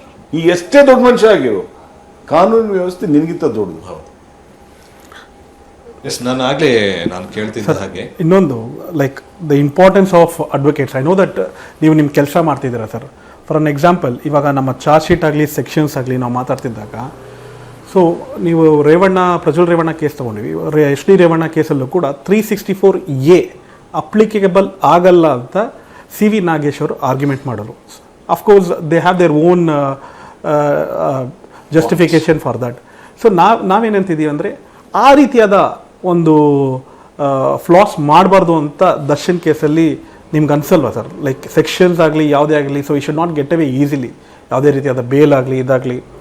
ಸೊ ಏನು ಮಾಡ್ತಾರೆ, ಆ ಥರ ಒಂದು ಸೆಕ್ಷನ್ಸ್ ಹಾಕಿ ಕೇಸ್ನ ಮಹತ್ವ ಕಳೆದೋಗೋದಕ್ಕೆ ಚಾನ್ಸಸ್ ಜಾಸ್ತಿ ಇದೆ. Since he is influential man. ಅಲ್ಲ, ಇನ್ಫ್ಲೂಯೆನ್ಷಿಯಲ್ ಪರ್ಸನ್ಸ್ ಅಲ್ಲಿ ಇವತ್ತು ರಾಜ್ಯದ ಒಂದು ರೆಸ್ಪಾನ್ಸಿಬಿಲಿಟಿ ಏನಿರುತ್ತೆ ಅಂತ ಹೇಳಿದ್ರೆ, ಖಂಡಿತವಾಗ್ಲೂ ಅದಕ್ಕಿಂತ ಬೇರೆ ಕೇಸ್ಗಳಿಗೆ ನೀವು ಎಷ್ಟು ಒಂದು ಮಹತ್ವ ಕೊಡ್ತೀವಿ, ಅದಕ್ಕಿಂತ ಹೆಚ್ಚಾಗಿ ಮಹತ್ವ ಕೊಡುವಂಥದ್ದು ರಾಜ್ಯದ ಒಂದು ರೆಸ್ಪಾನ್ಸಿಬಿಲಿಟಿ ಇರುತ್ತೆ ಈ ಕೇಸ್ಗಳಲ್ಲಿ. ಅದನ್ನ ಮಾಡಲಿಲ್ಲ, ತಪ್ಪೋಯ್ತು ಅಂತ ಹೇಳಿದ್ರೆ ನಿಜವಾಗ್ಲೂ ತುಂಬಾ ಜನಕ್ಕೆ ಏನಾಗ್ತದೆ, ಯಾವತ್ತು ಬಿಡುಗಡೆ ಆಗುತ್ತೆ ಇವ್ರಿಗೆಲ್ಲ, ಅವತ್ತು ಹೊಸ ಅಪರಾಧಿಗಳು ಹುಟ್ಕೊಳ್ತಾರೆ ಅವತ್ತೇ, ಸೇಮ್ ಡೇ. ಸೊ ಇದನ್ನ ನೀವು ಸುವ್ಯವಸ್ಥೆಯನ್ನು ಕಾಪಾಡ್ಕೋಬೇಕು ಅಂತ ಹೇಳಿದ್ರೆ ನಿಜವಾಗ್ಲೂ ಇಂಥ ಕೇಸ್ಗಳಲ್ಲಿ ದೊಡ್ಡ ಶಿಕ್ಷೆ ಆಗ್ಬೇಕು ಅಂತ ನಾನು ಹೇಳೋದಿಲ್ಲ, ಬಟ್ ಶಿಕ್ಷೆ ಖಂಡಿತವಾಗ್ಲೇ ಆಗ್ಲೇಬೇಕಾಗ್ತದೆ. ನಾನೇನು ಅವ್ರು ಗಲ್ಲಿಗೆ ಸೇರಿಸಬೇಕು ಅಂತ ನಾನು ಹೇಳ್ತಾ ಇಲ್ಲ, ಅದು ಗೊತ್ತಿಲ್ಲ. ನಾಳೆ ಕಾನೂನು ಹೇಗ್ ನೋಡುತ್ತೆ, ಯಾವ ರೀತಿಯಲ್ಲಿ ಯಾವ ಎವಿಡೆನ್ಸ್ ಬರ್ತದೆ, ಅವೆಲ್ಲ ಅದ್ರ ಮೇಲೆ ಡಿಪೆಂಡ್ ಆಗಿರುತ್ತೆ. ಬಟ್ ಖಂಡಿತವಾಗ್ಲೂ ಶಿಕ್ಷೆ ಅಂತೂ ಆಗ್ಲೇಬೇಕು. ಇಲ್ಲ ಅಂತ ಹೇಳಿದ್ರೆ ಜನಕ್ಕೆ ಏನಾಗ್ತದೆ, ಅವತ್ತೇನೆ ಯಾವ ದಿನ ಇವ್ರಿಗೆ ಬಿಡುಗಡೆ ಆಗುತ್ತೆ, ಹೊರಗಡೆ ಬರ್ತಾರೆ, ಅವತ್ತೇ ಒಂದು 1000 ಜನ ಅಪರಾಧಿಗಳು ಹುಟ್ಕೊಳ್ತಾರೆ. ಇಂಥ ಕೇಸ್ಗಳಲ್ಲಿ ಬಹಳಷ್ಟು ಲ್ಯಾಂಡ್ ಮಾರ್ಕ್ ಕೇಸಸ್ಗಳು ಕೂಡ ಇದ್ದಾವೆ. ಇಫ್ ಇನ್ ಕೇಸ್ ಅಂದ್ರೆ ಎಲ್ಲ ಸಾಕ್ಷ್ಯಾಧಾರಗಳು ದರ್ಶನ್ ಅವರ ವಿರುದ್ಧವಾಗಿದೆ ಅಂತ ಹೇಳಿ ಸದ್ಯಕ್ಕೆ ಕೇಳಿ ಬರ್ತಾ ಇರುವಂತಹ ಮಾತುಗಳು. ದರ್ಶನ್ ಅವರು ಏನು ಅವರ ಅಪರಾಧಿ ಅಂತ ಹೇಳಿ ಸಾಬೀತು ಆದ ನಂತರದಲ್ಲಿ ಎಷ್ಟು ವರ್ಷಗಳವರೆಗೆ ಅವರಿಗೆ ಶಿಕ್ಷೆ ಆಗಬಹುದು in this kind of cases, landmark ಕೇಸ್ಗಳ? If is held for murder, ಅವಾಗ minimum will be 14 years. Okay. Murder ಇದೆ, ಕಿಡ್ನಾಪ್ ಇದೆ, ಅಬ್ಸ್ಟ್ರಕ್ಷನ್ ಆಫ್ ಎವಿಡೆನ್ಸ್ ಇದೆ, ಅಲ್ಲ ಬಟ್ ಇನ್ವೆಸ್ಟಿಗೇಷನ್ಸ್ ಇದೆ, ಅದೆಲ್ಲ ಜೊತೆಗೆ ಹೋಗುತ್ತೆ. ಇವಾಗ ನಮ್ಗೆ ಮರ್ಡರ್ ಅಲ್ಲಿ ನನಗೆ 14 years ಸಿಕ್ಕಿದ್ರು ಕೂಡ ಕಿಡ್ನಾಪಿಂಗ್ ಅಲ್ಲಿ 5 years ಸಿಕ್ಕಿರುತ್ತೆ, ಅದು 6 years ಸಿಕ್ಕಿರುತ್ತೆ, ಅದು ಜೊತೆಗೆ ಹೋಗ್ಬಿಡುತ್ತಲ್ಲ ಅದು. ಸೊ ಅದಕ್ಕೆ ಸೆಪರೇಟ್ ಪನಿಷ್ಮೆಂಟ್ ಇಲ್ಲ, ಮರ್ಡರ್ಗೊಂದು ಕಿಡ್ನಾಪಿಂಗ್ ಅಂತ ಹಾಗಲ್ಲ. It is a rare case sir. ಎಲ್ಲರೂ ಕೂಡ ಇಷ್ಟು ವರ್ಷ ಇದ್ದಿರೋದು ಜೈಲಲ್ಲಿ. ಲೈಕ್ ಇಂಪಾರ್ಟೆಂಟ್ ಏನು ಅಂತ ಹೇಳಿದ್ರೆ, ಆಲ್ ಕೆಪೋನ್ ಅಂತ ಒಬ್ಬ ದೊಡ್ಡ ಡಾನ್ ಇರ್ತಾನೆ ಅಮೆರಿಕದಲ್ಲಿ. ಅವನು ಸುಮಾರು ಮರ್ಡರ್ಸ್ ಮಾಡಿಸ್ತಿದ್ದಾನೆ, ಸುಮಾರು ಹತ್ಯೆ ಮಾಡಿದ್ದಾನೆ, ಸುಮಾರು ಡ್ರಗ್ ಕೇಸ್ ಮಾಡಿದ್ದಾನೆ, ಸುಮಾರು ಮಾಡಿದ್ದಾನೆ, ಎಲ್ಲ ಮಾಡಿದ್ದಾನೆ. ಬಟ್ ಯಾವ್ದ್ರಲ್ಲೂ ಸಿಕ್ಕಾಕೊಡಲ್ಲ ಅವನು. ಫೈನಲಿ ಅವ್ನು ಸಿಕ್ಕಾಕೊಳ್ಳೋದು ಯಾವ್ದು ಟ್ಯಾಕ್ಸ್ ಎವೇಷನ್ ಕೇಸಲ್ಲಿ ಸಿಕ್ಕಾಕೊಳ್ತಾನೆ, ಮತ್ತೆ ಅಫ್ಕೋರ್ಸ್ ಜೈಲಲ್ಲೇ ಸತ್ತೋಗ್ಬಿಡ್ತಾನೆ ಅವನು. ಸೊ ಅದಕ್ಕೋಸ್ಕರ ಯಾರು ಈ ಹ್ಯಾಬಿಚುವಲ್ ಅಫೆಂಡರ್ಸ್ ಅಂತ ಯಾರು ಇರ್ತಾರೆ, ಅವ್ರನ್ನ ಯಾವ್ದೋ ಒಂದು ಕೇಸಲ್ಲಿ ಹಿಡಿಬೇಕು. ಯಾಕೆಂತ ಹೇಳಿದ್ರೆ ಇವ್ರು ಸಗ ಹೇಳಿದಾಗೆ ವಕೀಲರು ಚೆನ್ನಾಗಿರ್ತಾರೆ ಅವ್ರ ಕಡೆ. ಇವಾಗ ನಾನು ಕೂಡ ಯಾವ್ದೋ ಕೇಸಲ್ಲಿ ನಾನು ಅಪರಾಧಿ ಪರವಾಗಿ ನಾನು ನಿಂತಿರ್ತೀನಿ, ಅದಲ್ಲ ನಾನು ಹೇಳ್ತಿರೋದು. ನಾನಿವಾಗ ಜನರಲ್ ಆಗಿ ಮಾತಾಡ್ತಿರೋಂಥದ್ದು. ಇವಾಗ ನಾನು ಯಾವ್ದಾದ್ರು ಅಪರಾಧಿ ಪರ ನಿಂತ್ರೆ ಮತ್ತೆ ನಾನು ತಪ್ಪು ಅಂತ ಹೇಳೋದಕ್ಕೂ ಆಗಲ್ಲ. ಯಾಕೆಂತ ಹೇಳಿದ್ರೆ ನಮ್ಮ it's our duty of course, right? So ಹಾಗಿದ್ದಾಗ ಬಟ್ ಈ ಕಾನೂನ ಸುವ್ಯವಸ್ಥೆ ನೀವು ಕಾಪಾಡ್ಕೋಬೇಕು ಅಂತ ಹೇಳಿದ್ರೆ ಇಂಥ ಕೇಸ್ಗಳು ಸಜೆ ಆಗ್ಬೇಕು ಅಂತ ನನ್ನ ಒಂದು ಭಾವನೆ. ಕೇಸ್ ಕೋರ್ಟ್ಗೆ ಹೋದ್ರೇನೆ they only see the legalities, sections, ಅದು ಯಾರು ಏನು ಎತ್ತ ಏನು ನೋಡಲ್ಲ, ಯಾವ ಸೆಕ್ಷನ್ ಇದೆ. ಅದಕ್ಕಿಂತ ಹೆಚ್ಚಾಗಿ ನಾನೊಂದು ಇಂಟ್ರೆಸ್ಟಿಂಗ್ ಒಂದು ಸ್ಟೋರಿ ಹೇಳ್ತೀನಿ. 1997ರಲ್ಲಿ ನಮ್ಮ ಸ್ನೇಹಿತರೊಬ್ರು ಫೋನ್ ಮಾಡಿದ್ರು, ನಾನು ತಿರುಪತಿಗೆ ಹೋಗ್ತಾ ಇದ್ದೀನಿ, ಬರ್ತೀಯಾ ಅಂತ. ಸರಿ ಅಂತ ಹೇಳಿದೆ ನಾನು. ಅವಾಗ I was a journalist like you. So ಹೋದೆ ನಾನು. ಹೋಗಿದ್ದ ಸಂದರ್ಭದಲ್ಲಿ ಅಲ್ಲಿ 2 ಅಣ್ಣ ತಮ್ಮಂದಿರು, ಅವ್ರು ಜೈಲಲ್ಲಿ ಇದ್ರು. ಅವ್ರ ಮೇಲೆ ಅವ್ರು ಏನ್ ಅಪರಾಧ ಮಾಡಿದ್ರು ಅಂತ ಹೇಳಿದ್ರೆ 42 ಜನರನ್ನ ಕೊಲೆ ಮಾಡಿದ್ರು ಅವರು. 42 ಪೀಪಲ್. ಪ್ರತಿ ಮನೆಗೆ ಹೋಗೋದು, ಅಲ್ಲಿ ಹೊರಡೆ ಜನ ಮಲಗಿರ್ತಾರಲ್ಲ, ಅವ್ರು ಹೋಗ್ಬಿಟ್ಟು ತಲೆ ಚಚ್ಚಾಕ್ಬಿಡೋದು, ಚಚ್ಚಾಕ್ಬಿಟ್ಟು ಮತ್ತೆ ಹೆಣ್ಮಕ್ಳು ಯಾರು ಇದ್ರೆ ಅವ್ರ ಮೇಲೆ ರೇಪ್ ಮಾಡೋದು, ಅದಾದ್ಮೇಲೆ ಅವ್ರದ್ದು ಯಾವ ಯಾವ ಒಡವೆಗಿರ ಇರುತ್ತೆ, ದುಡ್ಡು ಗಿಡ್ಡ ಇರುತ್ತೆ, ಎಲ್ಲ ತಗೊಂಡು ಹೋಗ್ಬಿಡೋದು. ಯಾಕಪ್ಪ ಇದು ಮಾಡಿದೆ ಅಂತ ನಾನು ದೊಡ್ಡವನ್ ಕೇಳಿದೆ, ನಾನು ಅಣ್ಣನಿಗೆ. ಅವನು ಹೇಳ್ತಾನೆ, ಇಲ್ಲ ನನಗೆ ಮೊದಲು ಕೇಸ್ ನಡೀತಿದ್ದು ಎಲ್ಲ ಚಿಕ್ಕ ಪುಟ್ಟ ಕೇಸ್ಗಳು, ರಾಬರಿ ಗಿಬ್ರಿ ಅದು ಇದು ಎಲ್ಲ ಆಗ್ತಾ ಇತ್ತು. ಬಟ್ ಈ ಕೇಸ್ಗಳಲ್ಲಿ ಏನಾಯ್ತು ಅಂತ ಹೇಳಿದ್ರೆ, ಈ ರಾಬರಿ ಮಾಡುವಂತ ಸಂದರ್ಭದಲ್ಲಿ ನನ್ಗೆ ಯಾವಾಗ್ಲೂ ಕೂಡ ಸಜೆ ಆಗ್ತಾ ಇತ್ತು. ಯಾಕೆಂತ ಹೇಳಿದ್ರೆ the burden of proof is very small. Correct.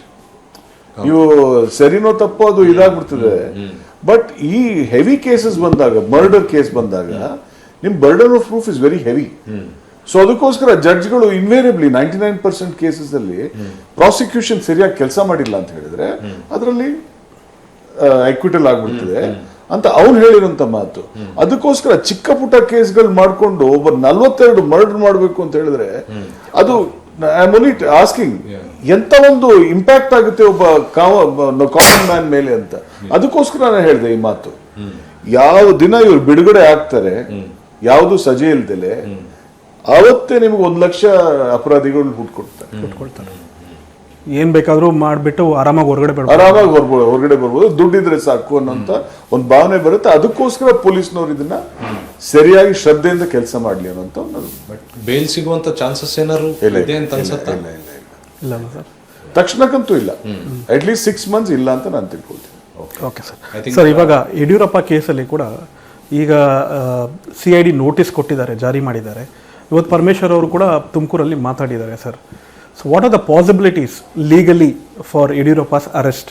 ಯಾಕಂದ್ರೆ ಅವ್ರು ನಾನು ವಿಡಿಯೋ ನೋಡಿದ್ದೀನಿ. ಪಾಕ್ಸೋ ಕೇಸಲ್ಲಿ ಅಪರಾಧಿನ ಇಷ್ಟು ದಿನ ಹೊರಡೆ ಬಿಟ್ಟಿರೋದೇ ತಪ್ಪಾಗ್ತದೆ. ಅದು ಯಾವ ಕಾರಣದಿಂದ ಬಿಟ್ಟಿದ್ದಾರೋ, first point is there must be arrest. ನಾನೇನು ಯಾವ ಪಕ್ಷದಲ್ಲೂ ಇಲ್ಲ. ಇವಾಗ ಅವ್ರು ಅನ್ಕೋಬಹುದಿಲ್ಲ ಇವ್ರು ಕಾಂಗ್ರೆಸ್ ಪರ ಹೋಗಿದ್ದಾರೆ ಅಥವಾ ಬೇರೆ ಪಕ್ಷದಲ್ಲಿ.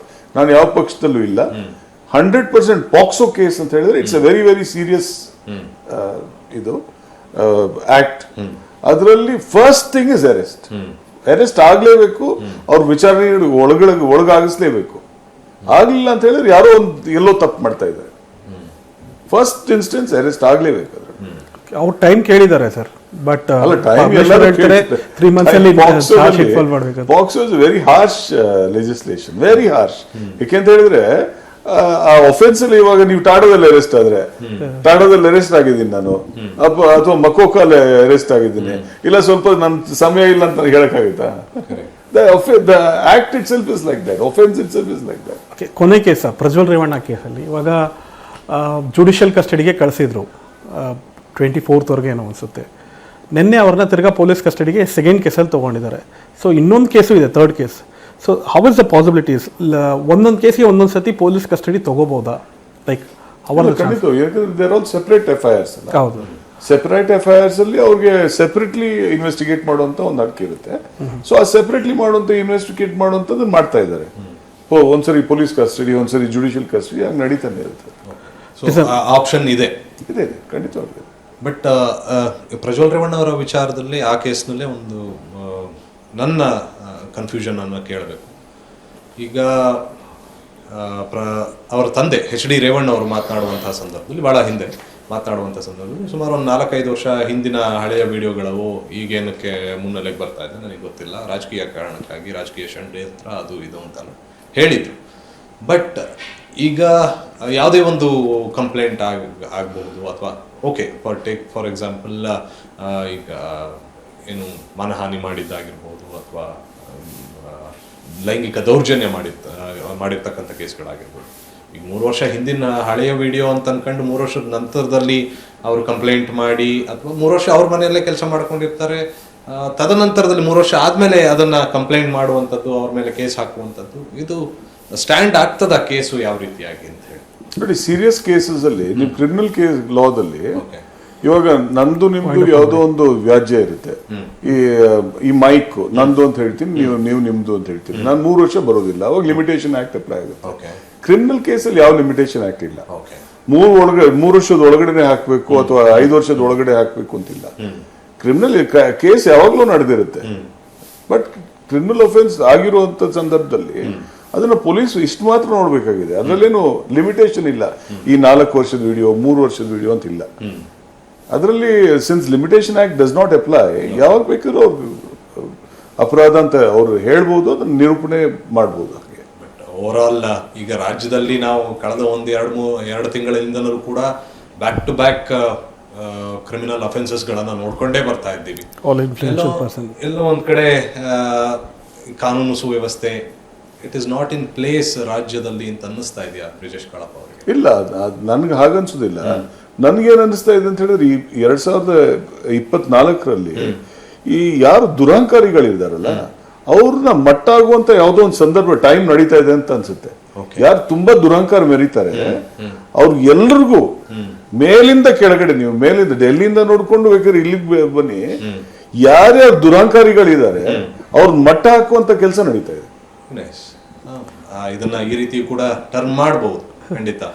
ಬಹುಶಃ ಬ್ರಿಜೇಶ್ ಕಾಳಪ್ಪ ಅವರೇ ಇಷ್ಟೊತ್ತು ತಮ್ಮ ಸಮಯವನ್ನ ಕೊಟ್ಟು ಯಡಿಯೂರಪ್ಪನವರ ಕೇಸ್ ಆಗಿರ್ಬೋದು, ಹಾಗೆ ದರ್ಶನ್ ಕೇಸ್ ವಿಚಾರವಾಗಿ ಆಗಿರ್ಬೋದು, ಅದೇ ರೀತಿ ಪ್ರಜ್ವಲ್ ರೇವಣ್ಣ ಅವರ ಕೇಸ್ ವಿಚಾರವಾಗಿ ಆಗಿರ್ಬೋದು, ಲೀಗಲ್ ಆಸ್ಪೆಕ್ಟ್ಸ್ನ ಬಗ್ಗೆ ವೀಕ್ಷಕರ ಗಮನಕ್ಕೆ ತರುವಂಥ ಪ್ರಯತ್ನ ಮಾಡಿದ್ವಿ. ಥ್ಯಾಂಕ್ ಯು ಸೋ ಮಚ್ ನೀವು ನನ್ನ ಜೊತೆ ಚರ್ಚೆಯಲ್ಲಿ ಭಾಗವಹಿಸಿದ್ದಕ್ಕಾಗಿ. ಅದೇ ರೀತಿ ನನ್ನ ಸಹೋದ್ಯೋಗಿ ಸಗಯರಾಜ್ ನಿಮಗೂ ಕೂಡ ಥ್ಯಾಂಕ್ ಯು ಸೋ ಮಚ್. ವೀಕ್ಷಕರೇ, ಒಂದು ಕ್ಲಿಯರ್ ಪಿಕ್ಚರ್ ಸಿಕ್ಕಿದೆ ಅಂತ ಹೇಳಿ ಅನ್ಸುತ್ತೆ ನನಗೆ. ಯಾಕೆ ಅಂತಂದರೆ ದರ್ಶನ್ ಅವರ ಕೇಸ್ ವಿಚಾರವಾಗಿ ಲೀಗಲ್ ಆಸ್ಪೆಕ್ಟ್ಸ್ ಯಾವ ರೀತಿಯಾಗಿರುತ್ತೆ, ಲೀಗಲ್ ಲೂಪೋಲ್ಸ್ ಇದೆಯೋ ಬಿಟ್ಟಿದೆಯೋ ಅದು ಅವರ ವಕೀಲರಿಗೆ ಸಂಬಂಧಪಟ್ಟಿದ್ದು. ಬಟ್ ಇಂಥ ಹೀನಿಯಸ್ ಕ್ರೈಮ್ಸ್ನಲ್ಲಿ ಯಾವ ರೀತಿಯಾಗಿ ಪ್ರೊಸೀಡಿಂಗ್ಸ್ ಆಗುತ್ತೆ ಅಥವಾ ಇನ್ವೆಸ್ಟಿಗೇಷನ್ ವರದಿಯ ಆಧಾರದ ಮೇಲೆ ಶಿಕ್ಷೆ ಆಗಬಹುದಾದಂಥ ಸಾಧ್ಯತೆಗಳು ಇದೆ ಅಂತ ಹೇಳಿ ಅಭಿಪ್ರಾಯ ವ್ಯಕ್ತವಾಗುತ್ತೆ. ಗೊತ್ತಿಲ್ಲ, ನೋಡೋಣ. ಇನ್ನೂ ಇನ್ವೆಸ್ಟಿಗೇಷನ್ ನಡೆಯುತ್ತಿರುವಂತಹ ಸಂದರ್ಭದಲ್ಲಿ ನಾವು ಯಾವುದೇ ಒಂದು ಲಾಜಿಕಲ್ ಎಂಡಿಗೆ ಬರೋದಕ್ಕಾಗೋದಿಲ್ಲ, ಕನ್ಕ್ಲೂಷನ್ಗೆ ಬರೋದಕ್ಕಾಗೋದಿಲ್ಲ. ಇಬ್ಬರು ಅತಿಥಿಗಳು ಹಲವಾರು ವಿಚಾರಗಳನ್ನು ನಮ್ಗೆ ಕೂಡ ತಿಳಿಸ್ಕೊಟ್ಟಿದ್ದಾರೆ. ಮತ್ತೆ ಮುಂದಿನ ಸಂಚಿಕೆಯೊಂದಿಗೆ ನಾನು ನಿಮ್ಮನ್ನು ಭೇಟಿ ಆಗ್ತೀನಿ. ಅಲ್ಲಿವರೆಗೂ ನೋಡ್ತಾ ಇರಿ.